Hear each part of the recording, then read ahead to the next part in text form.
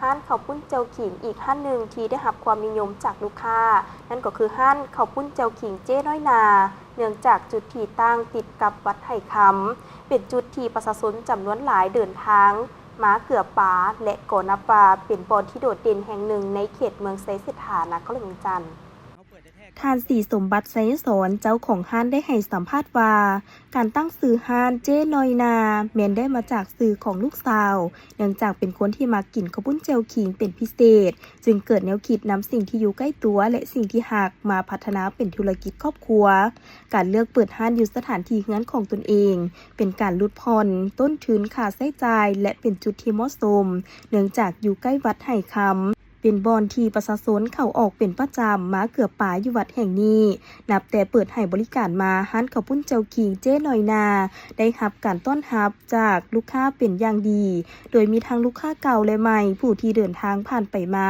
แวะเข้ามารับประทานอย่างต่อเนื่องเฮ็ดให้ห้านสามารถมีรายได้ประจำและดำรงกิจการได้อย่างมั่นคงเฉพาะเมนูอาหารของห้านนอกจากข้าวปุ้นเจียวขิงซึ่งเป็นเมนูหลักแล้วทางห้านยังมีอาหารตามสั่งอีกหลากหลายรายการเพื่อรองรับลูกค้านอกนั้นทางห้านยังให้ความสำคัญเป็นพิเศษโดยเฉพาะวัตถุดิบบ่ว่าจะเป็นประเภทปลาไก่และข้าวปุ้นแม้นต้องสดใหม่ทุกมื้อเพื่อรักษาคุณภาพและความสะอาดของห้านเจ้าสบายดีข้าพเจ้าชื่อศรีสมบัติไสยสอนเจ้าของห้านข้าวปุ้นเจียวขิงไห่คำเนาะถือว่าริเริ่มในการเปิดแรงบันดาลใจในการเปิดห้านข้าวปุ้นก็คือในช่วงโควิดเนาะถือว่าข้าพเจ้ามีโอกาสได้เฮ็ดศาลา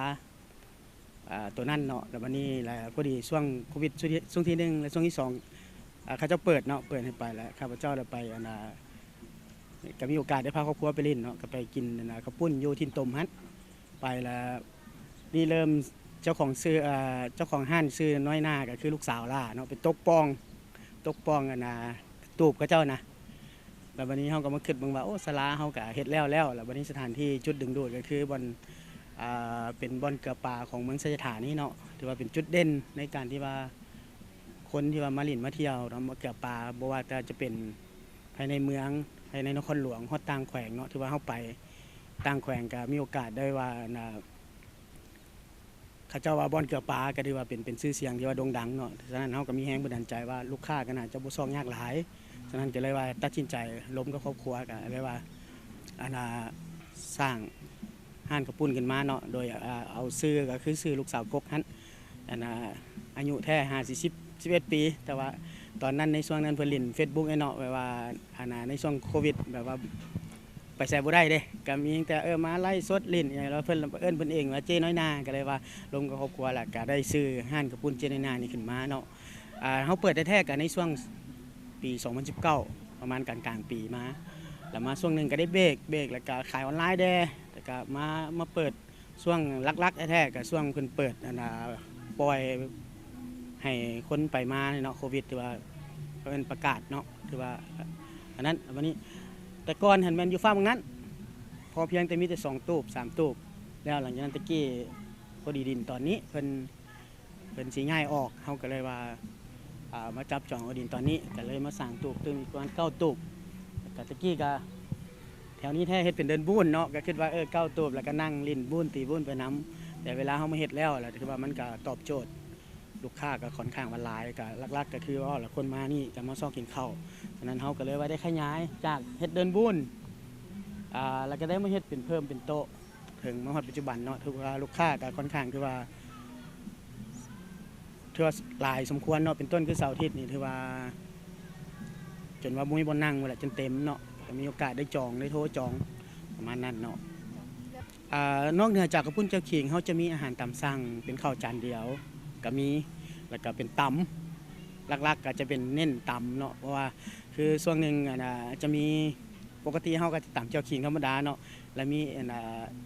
ยูทูบเบอร์บอกมาแต่ไทยเพิ่นมากินแล้วเพิ่นมารีวิวแล้วเดี๋ยวนี้จนกลายมาเป็นว่าตำเคจังประมาณนี้หลายๆคนจะมาถามว่ามาสั่งถามเป็นต้นเป็นทั้งฟังไทยเนาะฟังทางฟังพี่น้องของเฮามาสั่งตำเคจังพนักงานยังงงอยู่ว่าไปมาแล้วก็ว่าเป็นตำข้าวปุ้นเจ้าขิงฮั่นเจ้าสำหรับวัตถุดิบเนาะของเฮาก็ถือว่าจะเน้นเลยเนาะเป็นต้นคือปลาเนาะหลักๆเมนูหลักของห้านเนาะคือข้าวปุ้นเจ้าขิงก็แม่นว่าเฉพาะปลา ก็แม่นว่าเฮาจะสั่งมาแล้วมาขังไว้ไก่นี่เฮาก็จะสั่งเป็นมื้อมาเช่นเดียวกัน